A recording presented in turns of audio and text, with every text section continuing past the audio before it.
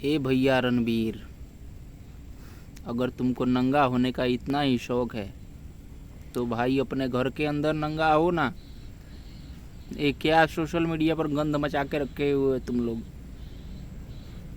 भैया जी, आप हमारे आदर्श थे, ठीक है भैया जी, लेकिन आपका ये छिछोरापन देख करके आप गिर गए हो। आप गिर गए हो हमारी नज़रों से। ठीक है भैया रणबीर सिंह, अगर तुमको इतना ही शौक है नंगा होने का तो अपने घर के अंदर जाके नंगा हो भाई। क्या ये नंगा नाच कर रहे हो तुम सोशल मीडिया के ऊपर? बताओ ये सब। बोलो रणबीर सिंह जी,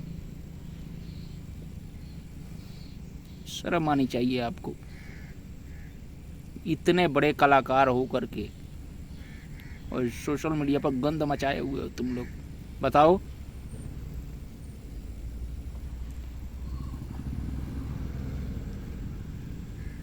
क्या बोलें भैया तुमको? बताओ भैया क्या बोला जाए तुमको अब। आज के बाद तो हम तुम्हारी फिल्मों को नहीं देखने वाले। ठीक है भाई रणबीर, गंद मचा के रख दिए हो यार तुम। ठीक है भाई, अगर नंगा होने का इतना शौक है ना, अपने घर के अंदर जाके नंगा हो भाई। क्या है ये? छी, शर्म आनी चाहिए तेरे को भाई।